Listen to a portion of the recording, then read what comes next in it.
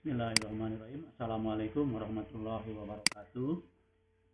Kita berjumpa lagi dalam mata kuliah dasar-dasar akuntansi, yang mana materi yang akan kita bahas terkait dengan pemindah bukuan atau posting ke buku besar dan penyusunan neraca saldo begitu. Nah, setelah minggu yang lalu kita membahas terkait dengan bagaimana cara menyusun jurnal umum atau mencatat suatu transaksi di dalam jurnal umum. Maka tahap selanjutnya adalah pemindahan data tersebut ya yang terdapat dalam jurnal umum ke dalam akun-akun yang bersangkutan di dalam buku besar. Nah, pada tahap ini kita namakan dengan proses pemindah bukuan atau posting ke buku besar. Kemudian, seperti apa format buku besarnya? Nah, seperti ini saudara ya, format buku besar. Di sini ada nama akun, di mana nama akun ini berfungsi untuk menulis nama akunnya apa. Misalkan ada akun kas gitu ya, maka di sini tulis apa? Akun kas. Nah, di sini. Lalu berikutnya ada nomor akun. Ini tuliskan berapa nomornya. Kemarin juga sudah kita pelajari ya, terkait dengan chart of account atau bagian akun yang ada dalam sebuah proses akuntansi ya, yang mana Anda sudah mempelajarinya secara garis besar. Akun itu terdiri dari 5 golongan besar ya. Satu, ada yang disebut dengan akun aset, kedua adalah kewajiban, ketiga adalah ekuitas, keempat pendapatan, dan yang kelima beban. Dari golongan akun-akun besar tersebut nanti atau Anda juga mempelajarinya itu dibagi menjadi rincian lagi ya, menjadi beberapa akun-akun lagi. Contohnya saudara, di kolom akun aset yang namanya ada kas ya, akunnya itu begitu. Maka ketika kita akan memindahkan dari jurnal umum ke buku besar untuk transaksi sebuah kas ya, maka dipindahkan ke yang namanya akun kas, sehingga nama akunnya ini saudara sebutkan dengan kas. Kemudian nomor akunnya kita berikan nomornya, misalkan untuk akun kas itu nomor akunnya di sini adalah 11, untuk 2 digit atau yang 4 digitnya adalah 1111 gitu ya. Kemudian di dalam format buku besar ada kolom di sini, kolom tanggal, yang mana di sini fungsi daripada kolom tanggal di buku besar adalah untuk mencatat mengenai transaksi yang ada di jurnal umum. Jadi tinggal memindahkan ya dari kolom tanggal jurnal umum ke tanggal buku besar ini.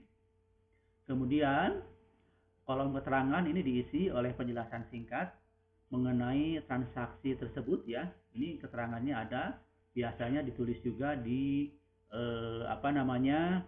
di buku di jurnal umumnya ya, tinggal ditulis aja di sini, pindahin keterangannya apa. Kemudian ada kolom referensi. Nah, ini referensinya ditulis sumber untuk mencatat ya, untuk mencatat transaksi yang ada tanggal di sini, tanggal tersebut itu berasal dari mana. Misalkan sumbernya berasal dari jurnal umum halaman 1 misalkan ya. Maka refnya diisi oleh JU misalkan ya, yang menunjukkan jurnal umum 1. Satunya menunjukkan halaman 1. Kemudian ini ada kolom debit. Fungsinya adalah untuk memindahkan transaksi yang ada di jurnal umum, ada di posisi debit, maka pindahkan ke buku besar juga di sini di debit begitu ya. Kemudian ada kolom kredit. Nah, ini kolom kredit juga berfungsi untuk mencatat transaksi pada tanggal tersebut yang ada di yang ada di jurnal umum, yang ada di jurnal umumnya di kolom kredit, maka pindahkan ke kolom kredit. Kemudian di sini ada kolom saldo, terdiri dari debit dan kredit. Nah, kolom saldo ini berfungsi untuk mencatat pengaruh dari transaksi yang dicatat pada tanggal tersebut, apakah di debit atau di kredit, sehingga pengaruhnya ke saldonya menambah atau mengurangi kan gitu ya. Untuk kelompok aset, maka menambah transaksi ini ya, atau juga bisa mengurangi ya. Pokoknya yang namanya saldo ini berapa saldo akhirnya setelah akun tersebut dipengaruhi oleh transaksi tanggal yang Anda pindahkan dari jurnal umum ke buku besar ini. Untuk lebih jelasnya, saudara, mari kita lihat seperti apa langkah-langkahnya ya, proses pemindah bukuan dari jurnal umum ke buku besar ini. Yang pertama adalah pindahkan tanggal yang terdapat dalam jurnal umum ke dalam kolom tanggal di akun yang bersangkutan. Kemudian yang kedua, pindahkan jumlah yang didebit atau kredit dalam jurnal umum yang di akun bersangkutan ya ke dalam kolom debit atau kredit di buku besar. Kemudian setelah proses dari pemindahan tersebut, langkah selanjutnya adalah menghitung berapa saldo akun yang bersangkutan dan tuliskan hasilnya dalam kolom saldo. Kemudian yang ketiga adalah catat kode dan nomor halamannya ke dalam kolom referensi di akun yang bersangkutan di buku besar. Kemudian yang keempat, catat nomor kode akun ke dalam kolom referensi di jurnal umum. Kemudian yang kelima, pindahkan penjelasan singkat di dalam kolom keterangan di jurnal umum ke dalam kolom keterangan di buku besar. Nah, ini seperti jelasnya, saudara. Ini ada format jurnal umum, kemudian ini nama buku besarnya. Misalkan kita akan memposting dari jurnal umum ini yang namanya kas, akun kas ya, maka dibuatkanlah buku besarnya, buku besar akun kas seperti ini, ada nama akunnya, kemudian nomor akunnya misalkan diberi nomor 11 kalau 2 digit ya, kalau 4 digit misalkan 1111 begitu. Nah, prosedur yang pertama adalah memindahkan data yang ada di tanggal jurnal umum ke tanggal yang ada di buku besarnya. Ini pindahin, kita akan memposting yang namanya akun kas di sini ya. Nah, di jurnal umumnya tanggal 1 November tahun 2005 ada pendebitan kas ya sebesar 25.000. Apakah ini dalam ribuan, jutaan, atau misalkan dalam dolar misalkan ya. Terserahlah nanti dalam soalnya seperti apa satuannya.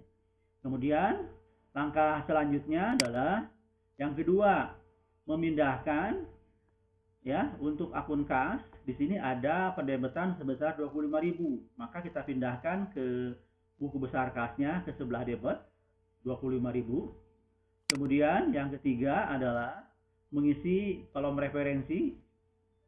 Di sini untuk buku besar referensi di buku besarnya untuk akun kas. Anda tulis, ini tinggal memindahkan halaman satunya ke referensi, ditulis JU1 tadi ya. Maksudnya ini sumber data daripada tanggal 1 ini berasal dari jurnal umum, halamannya 1, begitu kan ya, pindahin ke sini. Kemudian yang keempatnya adalah nomor akun kas ini sebesar 11, maka selanjutnya adalah diisi kolom ref yang ada di jurnal umum dengan nomor akunnya 11. Dengan nomor akun 11 yang sudah diisi di jurnal umum ini menunjukkan bahwa untuk transaksi pendebitan kas yang ada di jurnal umum ini sudah dibukukan ke buku besar, begitu ya, kas. Ya. Kemudian yang terakhir, yang kelima adalah Anda tulis penjelasan yang ada di jurnal umum ini dipindahin ke keterangan yang ada di buku besar kasnya, misalkan investasi kas di Net Solution. Nah, seperti itulah saudara proses pemindahan pencatatan dari jurnal umum ke buku besar. Nah, ini contoh pemindahan kas ya yang ada di sebelah debit. Lalu contoh pemindahan modal kredit nih yang ada di sebelah kredit bagaimana? Mari kita lihat. Ini yang pertama seperti biasa Anda pindahkan tanggalnya ya. Tanggal 1 November 2005. Kemudian yang kedua, ini ada pindahkan. Ini berasal dari kredit ya. Modal Chris Clark itu kan di kredit, di jurnalnya pindahin ke buku besarnya di kredit. Kemudian kita isi referensinya berasal dari jurnal umum halaman 1. Kemudian yang keempatnya, nomor akun untuk modal Kristus sebesar 31. Nomor akunnya 31. Anda isikan di kolom referensi jurnal umum. Ini sebagai menunjukkan sebagai bukti bahwa ini mohon maaf ya. Ini data panahnya ke modal kris ini seharusnya ya. 31 ini ke sini ya. Nah, ini dari sini ke sini ke modal Chris Clark gitu ya. Nah, dengan diisi 31 di kolom ref jurnal umum itu menandakan bahwa akun modal kredit SKAK ini sudah dibukukan ke buku besar modal kredit SKAK sebesar 25.000 di kredit begitu ya. Dan yang terakhir, yang kelima adalah memindahkan penjelasan singkat ini yang ada di jurnal umum investasi kas di Net Solution, Anda pindahkan ke sini. Investasi kas di Net Solution begitu. Nah, seperti itulah saudara contoh proses memindah bukukan dari jurnal umum ke buku besar. Nah, ini tentu saja ya, setiap buku besar tidak hanya satu mungkin ya isinya di buku besarnya pasti akan banyak sesuai dengan tanggal-tanggal yang ada di jurnal umum yang menunjukkan buku besar masing-masing yang ada di jurnal umum begitu ya. Baik, langkah selanjutnya adalah setelah Anda selesai memposting dari jurnal umum ke buku besar, maka selanjutnya Anda akan masuk ke tahap penyusunan neraca saldo begitu ya. Nah, yang disebut dengan neraca saldo itu apa, saudara? Neraca saldo adalah suatu daftar yang berisi seluruh jenis nama akun beserta saldo total ya dari setiap akun yang disusun secara sistematis sesuai dengan kode akun yang bersumber dari buku besar perusahaan pada periode tertentu begitu. Nah, fungsinya ini buat apa neraca saldo ya? Fungsi yang pertama adalah sebagai fungsi persiapan, yaitu untuk mempersiapkan pembuatan laporan akhir keuangan pada suatu perusahaan. Kemudian yang kedua sebagai fungsi pencatatan, yaitu tempat untuk melakukan beberapa macam pencatatan. Dalam hal ini pencatatan yang dilakukan adalah pencatatan data-data pada setiap akun rekening. Fungsi ini juga merupakan bagian utama dari fungsi ilmu akuntansi, yaitu mencatat ya. Fungsi utama akuntansi kan sebetulnya adalah mencatat. Kemudian yang ketiga adalah fungsi koreksi, bahwa fungsi neraca saldo ini sebagai fungsi koreksi katanya ya, yaitu tempat untuk melakukan koreksi terhadap seluruh catatan serta siklus akuntansi yang telah dilakukan. Dalam laporan neraca saldo akan diketahui apakah ada kekurangan atau kesalahan pencatatan dengan cara melihat kesamaan jumlah ya pada hasil akhir kolom debit dan kolom kredit. Karena untuk penyusunan neraca saldo jumlah debit dan kreditnya haruslah seimbang atau harus sama gitu. Nah, itu juga sebagai bahan untuk koreksi. Kemudian yang terakhir adalah yang keempat, fungsi neraca saldo ini adalah sebagai fungsi monitoring. Maksudnya bahwa neraca saldo berfungsi untuk melakukan pengawasan ya pada setiap akun dalam keuangan perusahaan. Nah, itulah sebagai fungsi ya. Neraca saldo ada 4 fungsi yang sudah saya jelaskan barusan. Kemudian bagaimana formatnya? Secara umum, format neraca saldo seperti ini, saudara ya. Nah, ini di mana berisi nama perusahaannya apa, ini nama neraca saldo, kemudian periodenya kapan. Nah, ini juga neraca saldo dikenal nanti akan mungkin dibahas di pertemuan selanjutnya ya. Ada yang disebut dengan neraca saldo sebelum penyesuaian dan ada neraca saldo setelah penyesuaian. Nah, mengenai neraca saldo sebelum dan setelah penyesuaian nantinya mungkin akan dijelaskan dalam materi pertemuan berikutnya ya. Kemudian neraca saldo itu berisi pertama ada kolom untuk nomor akunnya. Seperti yang sudah Anda ketahui bahwa akun-akun itu punya nomor akunnya, tinggal dituliskan di sini ya, atau tinggal dipindahkan dari buku besarnya. Nomor akun misalkan kas 11 begitu ya.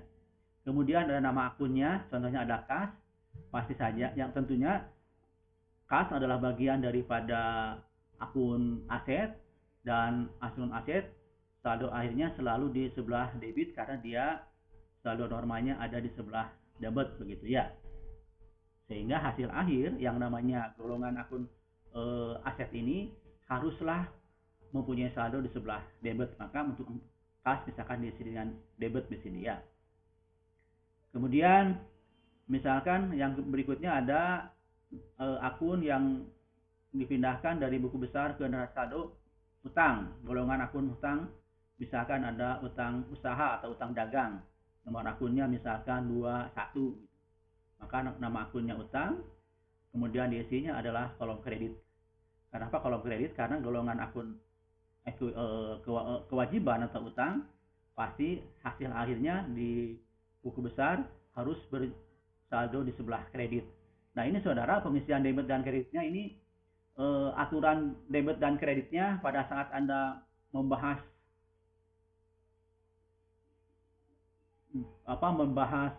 saldo normal ya, itu diterapkan juga di dalam menyusun neraca saldo gitu ya. Jadi normal saldo akhirnya untuk masing-masing akun itu di mana sudah dijelaskan kan begitu ya. Kalau yang namanya golongan aset pasti di sebelah debit ya. Kemudian golongan kewajiban akan di sebelah kredit. Kemudian yang namanya akun ekuitas itu akan di sebelah kredit. Kemudian yang namanya akun pendapatan itu akan di sebelah debit. Dan yang terakhir akun beban pasti jumlah akhirnya adalah di sebelah debit begitu ya. Nah aturan-aturan seperti itu berlaku pada saat penyusunan neraca saldo. Jangan sampai Anda salah memasukkan ya golongan akun, misalkan untuk harta atau aset ya, saudara hasil akhirnya sebelah kredit, kan itu salah, ada kesalahan gitu.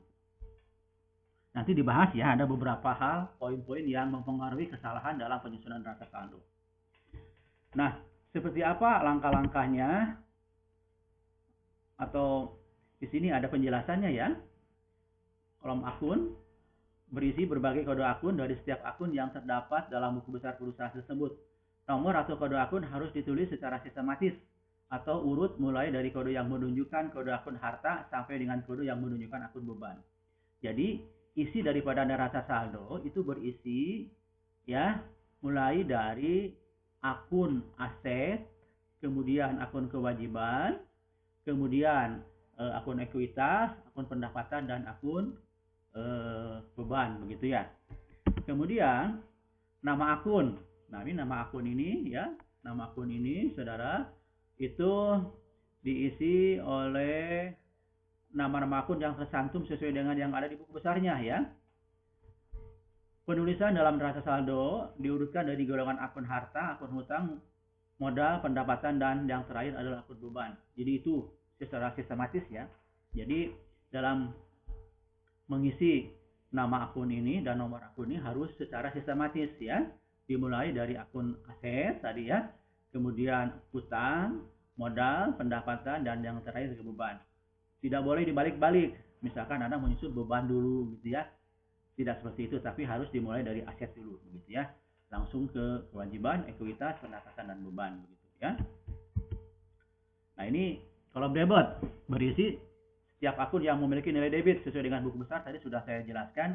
Anda untuk mengisi debit dan kreditnya ini, saudara pahami saja dulu pada saat Anda mencatat penjelasan di apa yang namanya aturan saldo normal ya, seperti itu. Jadi sudah saya jelaskan. Ini langkah-langkahnya. Pertama, siapkan format neraca saldo yang sudah saya jelaskan tadi seperti itu ya formatnya. Yang kemudian yang kedua, melihat dan mengamati buku besar yang telah dibuat pada periode berjalan.